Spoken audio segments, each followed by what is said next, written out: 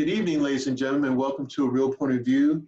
For those of you who don't know me, my name is Greg Morgan. I am the real movie guy on the internet. And then joining me is the movie maven herself, Miss Karen D, and the man who doesn't pick a bad movie, Mr. Stephen C.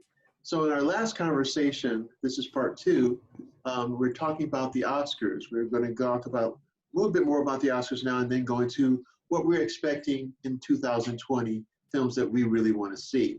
So Steve, you were making a comment about cinematography, and so where were you going with that? Okay, so for me, I was going to use film editing, and I was going to use cinematography, because cinematography has The Irishman, Joker, Lighthouse, 1917, and Once Upon a Time in Hollywood. Mm-hmm. Whereas film editing, Ford versus Ferrari, The Irishman, Jojo Rabbit, Joker, Parasite, all movies that definitely qualified for the Best Picture category minus Lighthouse, which the only thing good about Lighthouse was the cinematography. But that's neither here nor there. And that's just my opinion. I completely apologize.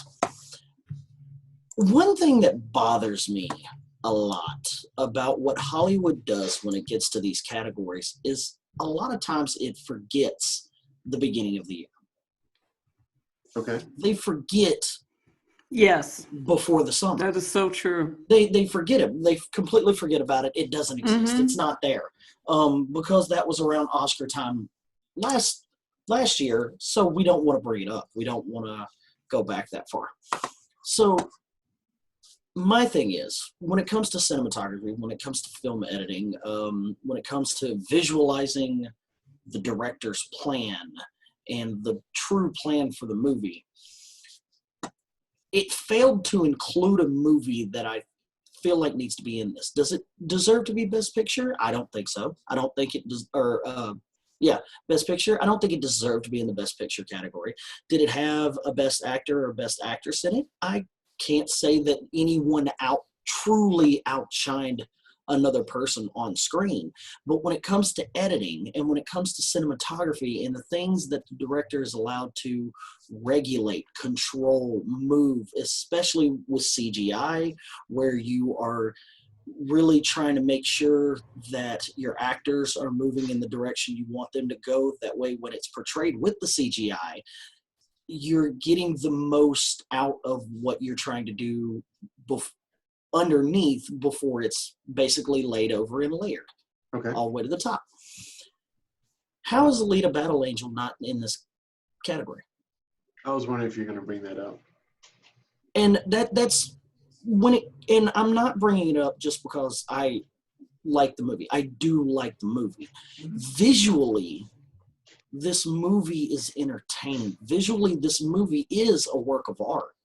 When it comes to CGI, when it comes to from a beginning to end of a movie, this has good CGI from the start to the finish. The real world versus the CGI, they make a very good bond and intertwining with each other.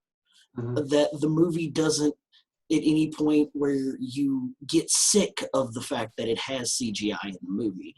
I mean, unless you hate CGI and you hate the way it goes and you hate the fact that movies are moving to this and you feel like it's overused and that you're compensating and things like that. Unless you have that stance, then the movie is visually beautiful in what it does and what it's trying to present. Mm-hmm. And the fact, I just really feel like it's a missed opportunity. Whether it wins, whether it doesn't, that's not for me to really say. But you need to present movies that at the beginning of the year as well as the end of the year, and I feel like this one was overlooked.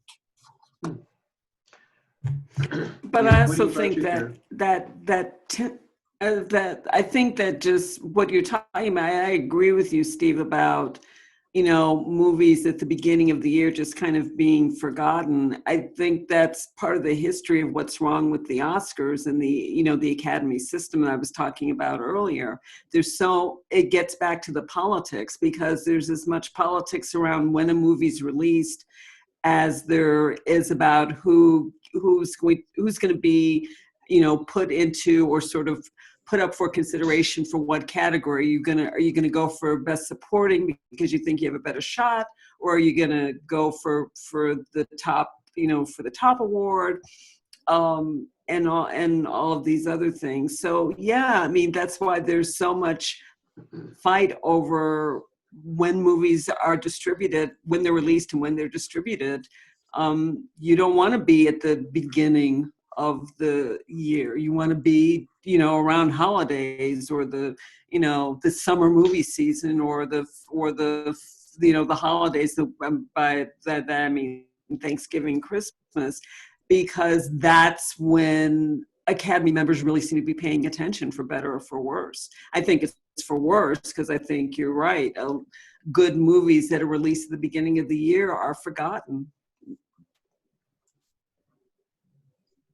They shouldn't be. Yeah, that is but somewhat of a sad contents of event. What else about Alita Battle Angel would prevent them from those types of categories? Is it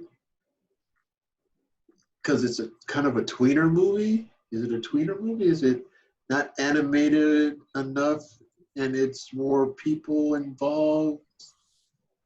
I don't know. Is it too sci-fi? I feel, and it's not necessarily the sci-fi. Too sci-fi. I don't think it's because it's too sci-fi. I think it falls under the same problem as the Marvel movies do, where they don't want, you're not creating your own source material.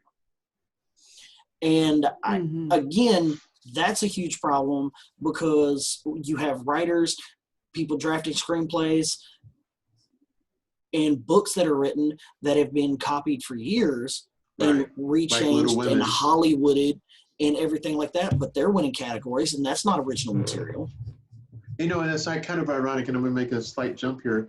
I think it's very similar to what Broadway does sometimes with the Tonys.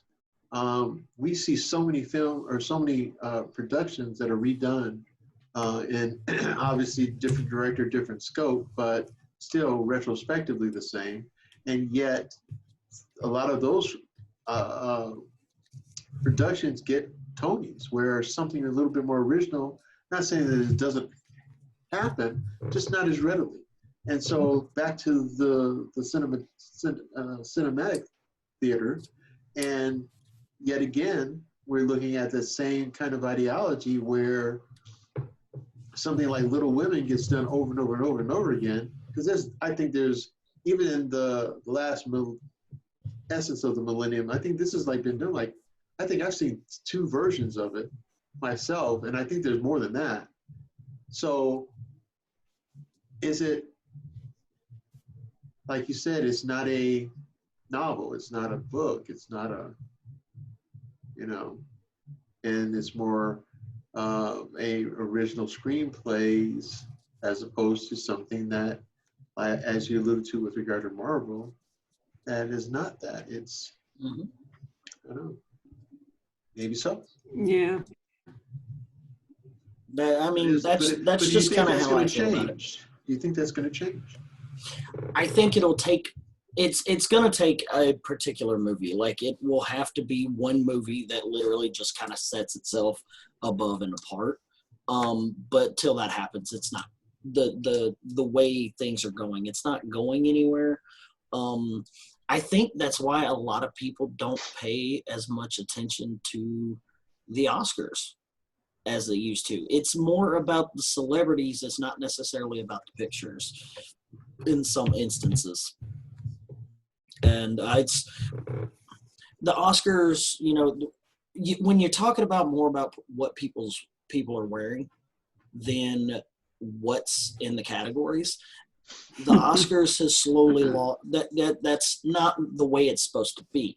We're here to celebrate film. We're here to celebrate pictures. I don't care who's wearing pink. Yeah. So, and what their dress is, who makes the dress, and that's all nice. It's good. It garners attention, but all of a sudden, you have the people in the dresses, the Oscars hits, and there goes, and you maintain some semblance of good ratings, but where you were at when they were walking the red carpet is now down here. Mm-hmm. And I just feel like it's, they're focusing on the wrong thing. Yeah. To me. That's a good point. So with that being said, and we're not going to try to beat this poor horse to death, let it still be a relative thoroughbred. With that being said, with 2019 kind of drifting away and still some viable movies, interesting movies out there, what about 2020? What movies are you looking forward to seeing? And truly seeing, I know we had our own conversation earlier about different films that we really are interested in seeing, but can you narrow it down to like 2 or 3 films that are really catching your interest, that you truly want to, i.e., as Karen would say, go to see and it not waste your time? Are there 3 movies this year that you can literally look at and go, I'm going to see that movie? Yeah. No ifs, ands, or buts. Yeah. No questions asked. Just 3 movies that we sit here and go, I'm going to see that movie. Because I can name 3. I can name 3. I can name 6. See? So name that tune. Oops. That's aging me, isn't it? Ha. That's even before karaoke, okay? But yes, I can. Okay, Steve, here's the challenge. What are your 3 movies? What are my 3 movies? Obviously, I'm a big series guy. I like completing my series for better or for worse. I'm the guy that doesn't pick a bad movie, so when I pick a movie for you, it's one that you're going to like. That's just how it goes. Karen? So deal with it. Karen? You know what? I've only ever done one movie with Karen. She went, she watched it, she enjoyed it, and we're just going to leave it at that. I don't even remember what it was. I just remember the conversation after the film. I remember a movie that you suggested and she didn't watch it. Yet you suggested it. I went and watched it, loved it. Oh, you mean John Wick? No. No. Happy Death Day. Happy Death Day. Yeah, I'm not seeing that movie. Oh my gosh, it's so good. Hang on, that's perfectly fine. Whatever decision you make to not go see movies I suggest is on you. If you don't want to enjoy your time watching a movie, that's perfectly fine. You can go watch something I do want to enjoy my time watching a movie. Perfectly fine. Hey, I'm here for the people. What people? The people. There are only 3 of us here. There are all. There may not even be 3 of us at the rate we're going. There are all people. All right? We talk about life. We're not talking about people. Just on the podcast. My people. We're not just talking about YouTube. We're talking about life. This is a life. Oh, now we're on to life, huh? This is a life-tested fact. So why is the movie called Happy Death Day then if it's about life? I'm just glad there's a soapbox. It is about life. Cardboard, really hard cardboard. Right.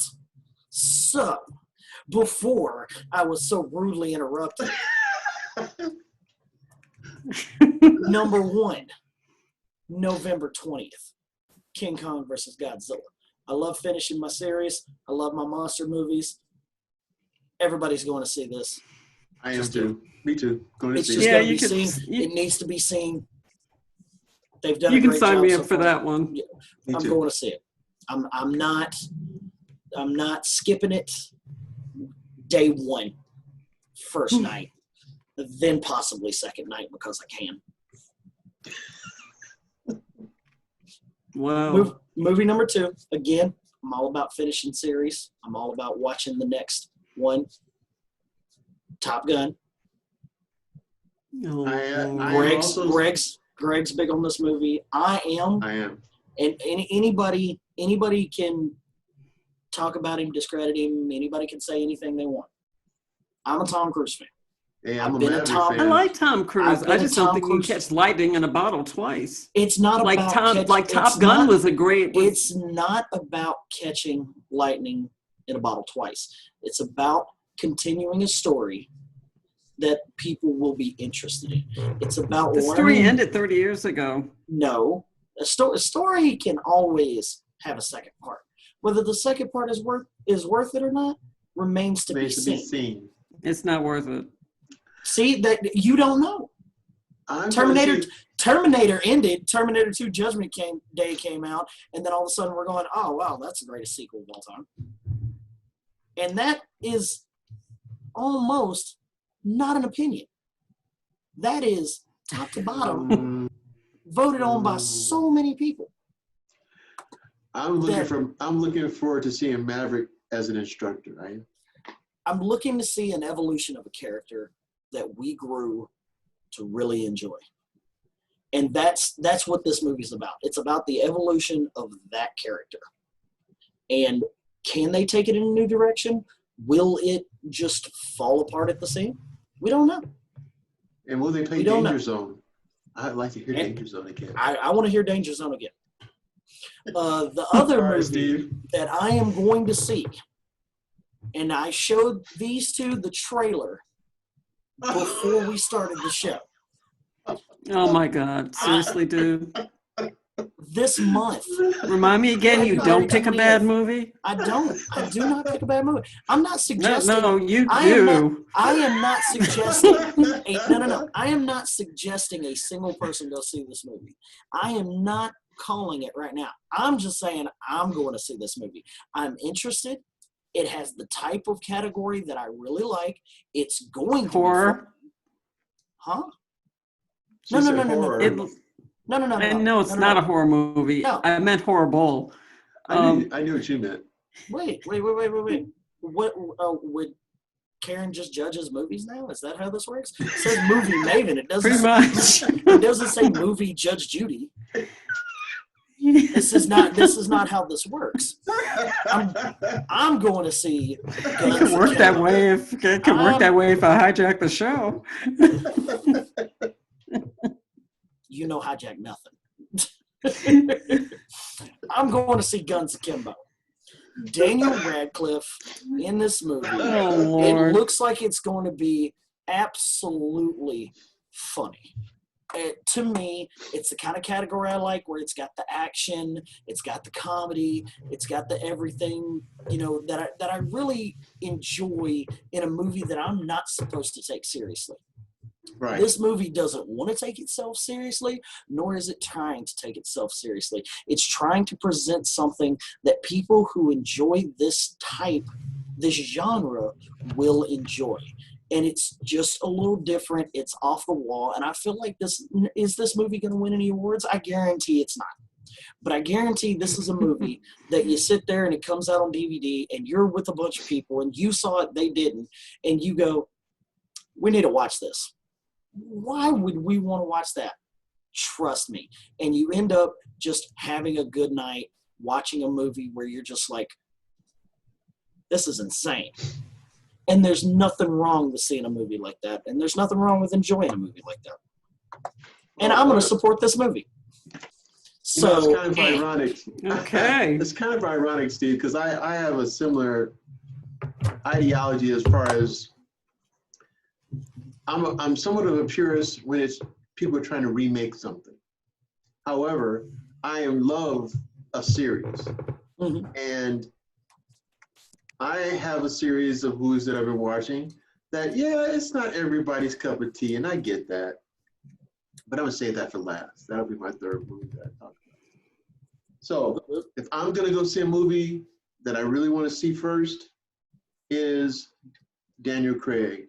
I got to see the next installation of James Bond in No Time to Die. I love Daniel Craig in this role. He's, if not my favorite James Bond, he's like right there. It's between him and Sean Connery, but he's right there. And I love his portrayal. I love his vulnerability, actually, in these last few films as portraying James Bond 007. And so I'm looking for this new challenge where he has to go up against another 007 in this new film. So that's my first one that I really want to see. The second movie that I really want to see is Bloodshot. Another comic book-esque film that I really, really want to see with Vin Diesel as the main character. And then the series. Now, obviously, there's probably about 8 to 10 movies I really want to see, but these are the movies I want to see right away. I want to see The King's Man. This is the what now? The King's Maker, you said, or the King's Man? M-A-N, King's Man. Kingsman, okay. Because this is the essence of kind of like the origin of the Kingsman, getting into the quote unquote superheroes, not superheroes, excuse me, super spies, super intelligence agency in London, England. So I'm up for that series. So those are the 3 movies I really want to see right away. And there's a host of others I want to see, of course, but those are the ones I want to see right away. But what about you, Karen? I want to see The Lovebirds. It's coming out in April with Issa Rae and the guy in Silicon Valley, Kumail, and I can't remember his last name. Yeah, the guy from Atlanta / he's not from Atlanta. He's from Silicon Valley. He's not in Atlanta at all. He's Pakistani. He's not in Atlanta. Oh, maybe I'm thinking of a different movie. Issa Rae. Yeah, you're thinking of a different movie. Issa Rae's in The Lovebirds. She's starring in it. Yeah. She's starring in it along with Kumail. I can't remember his last name, but he's one of the lead actors of Silicon Valley, the comedy series on HBO. Anyway, I really want to see that. Yeah, I know the actor. Yeah. Yeah. I'm ready for some fun. This is a funny movie. It's very, it's definitely comedic. And,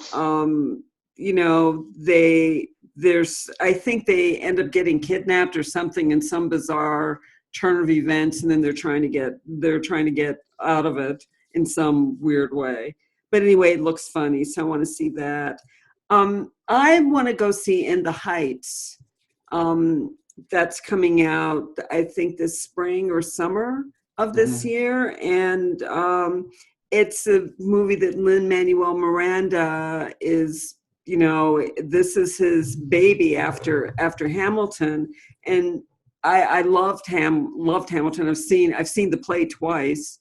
And I'm very interested. I think Lin-Manuel Miranda is he's an amazing talent. So I'm going to be very interested to see what he does with this particular, retelling of this story. So that sounds good. And I would like to go see that. I could definitely see myself going to see Black Widow. Cause I like that character from the Avengers series. And it would be nice. I mean, we talk about like superheroes, but it's a lot of testosterone, not a lot of estrogen in these discussions. And it would be nice to have the focus on a female for once, what her journey is. It's always an also-ran in every single movie. So I would like to see that just to support that, shift in focus. And there are other movies I would like to see too. The Banker, I meant to mention The Banker too. I know that's number 4, but I want to see The Banker just because I think it's a story that needs to be told. It's basically about, trying to bring banking services to African Americans at a time when African Americans couldn't get banks because banks wouldn't serve them. And they didn't have any way to do the financial transactions and to build wealth in the way that white people had access to. But there's been so much controversy around this movie because it's based on a true story. The people in it are real, and the daughter of one of the men who's the subject of the movie ended up accusing, I think, her half-brother of continually sexually molesting her and other members of her family.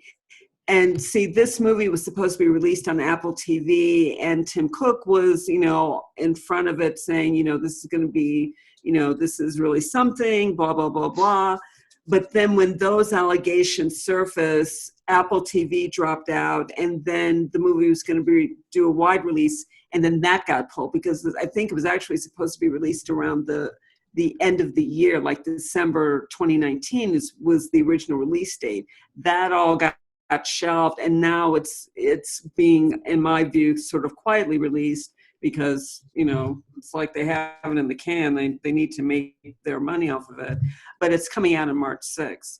So, but anyway, in spite of these allegations, I'm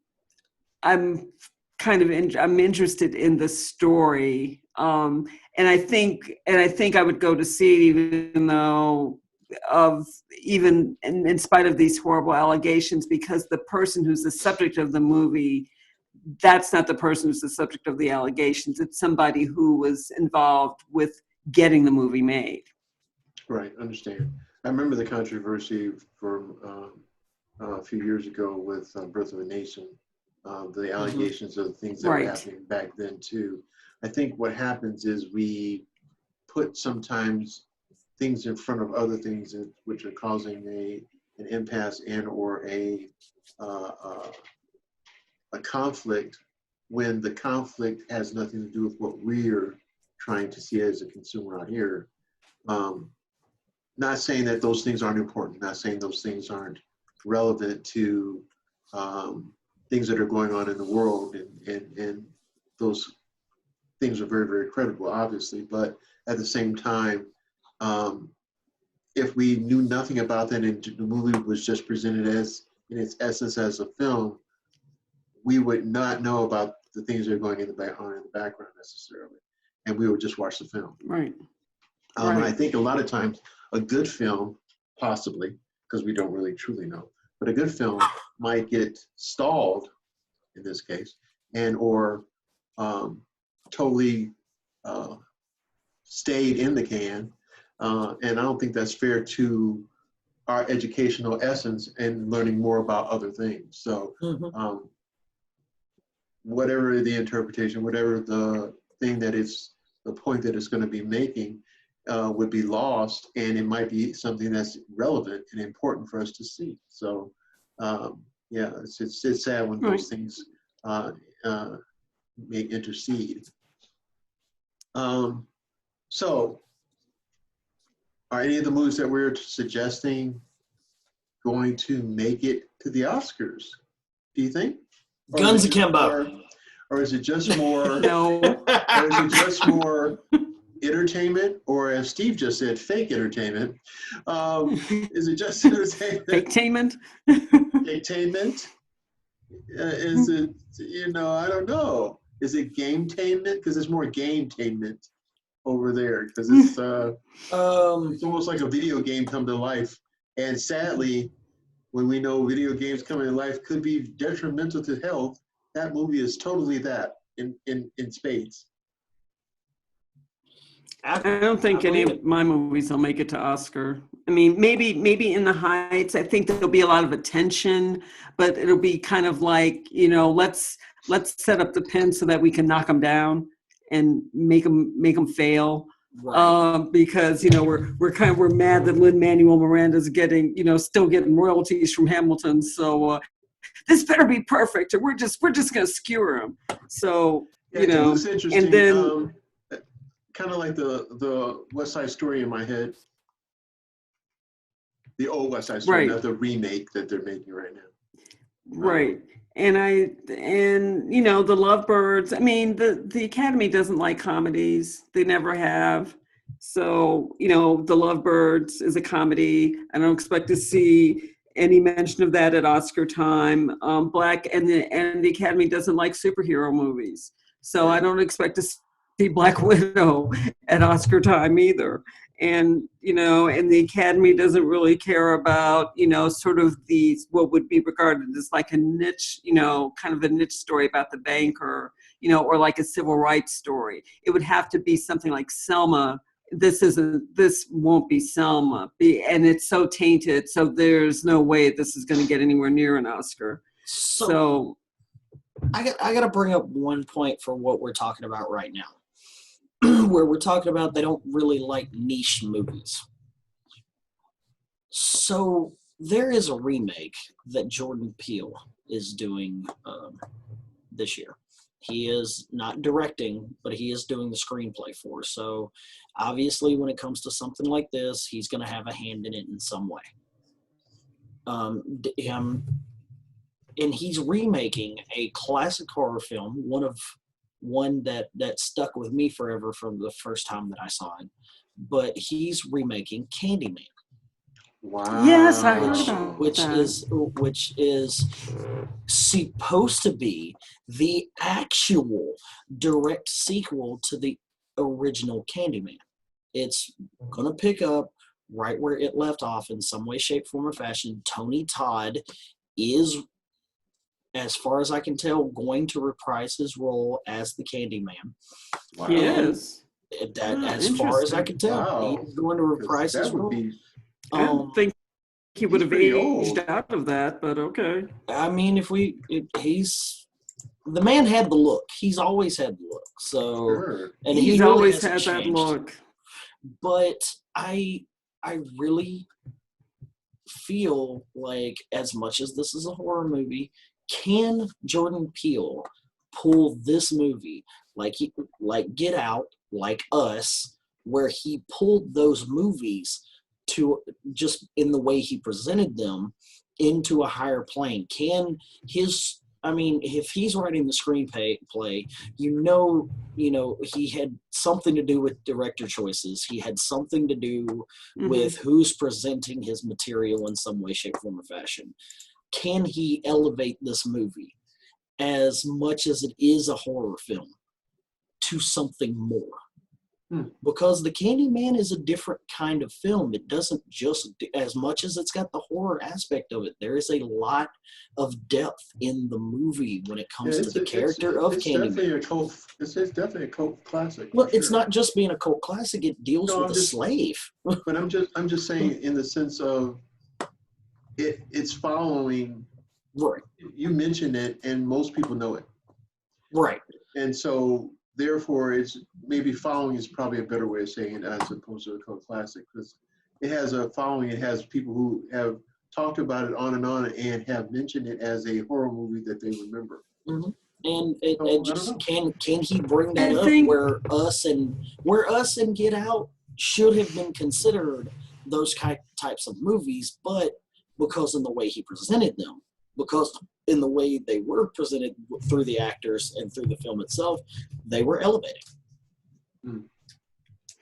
I think if anyone can do it, he can, I think. I mean, he does seem to have, he seems to really revel in the horror genre, but it's not about horror. I don't think it's just about horror. It's more about like the layers, the sort of the hidden complexity. So yes, on one level you're horrified, but then what else is going on? Because even when you're in a really horrible situation, there's part of you that sort of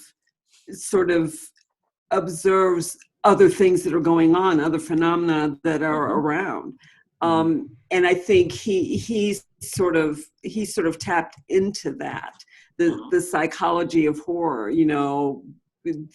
finding comedy when you're horrified, finding horror even when you're laughing, and pathos and sadness and all kinds of other things. So I think if anybody can do it, he can. And I think the risk is that the Candyman was already really good.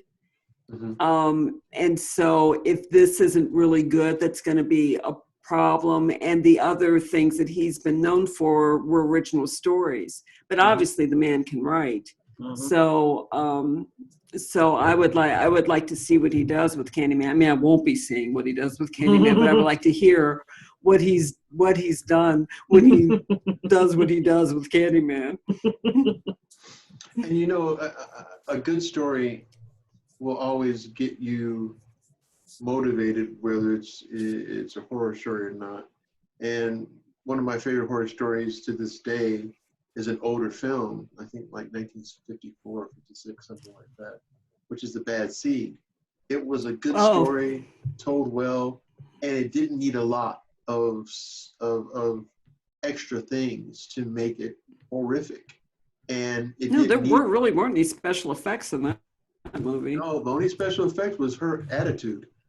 That was a special effect. and to this day, that's for sure. That was one crazy little girl. If it wasn't for the lightning and all that stuff, we'd still be crazy adult. So anyway, but if you can get a good story, get a good character, Peele seems to have that ability in his films, and that's a talent. So let's see if you're right, Steve. That would be interesting to see. Well, ladies and gentlemen, we're getting kind of close to the end of our program again in our second phase of our Oscars / what we're looking forward to. Take a look at our archive of films, but are there any films out there that you think should have been Oscar worthy? Films in the past and films that are coming up. Do you think the Oscars will treat any of these newer films that are coming out with any credence? Let us know. Leave a comment in our comment box on our YouTube channel under a real point of view. We would love to hear from you and comment on your comments. So thanks again for hanging out with us. As long as they're nice. Oh no, I comment on everything. Don't worry about it. We have the three of us can comment on 3 different areas of that, and we'll send all the nice stuff to Karen. Okay, and that works. And the kind of medial nice to me, and then all the rest to Steve. Oh, and then kind of some more, anything after that, listen it to Larry too. All right, ladies and gentlemen, thanks again for hanging out with us here on A Real Point of View. We hope that our conversation has ignited some fire in you guys to go see some really good films. That's the point. Let us help you find some movies that will entertain you. That's the point. So again, thanks again. We're out of here. Peace. Have a good weekend. We appreciate you. And good night from here on A Real Point of View. Good night, everybody. Good night.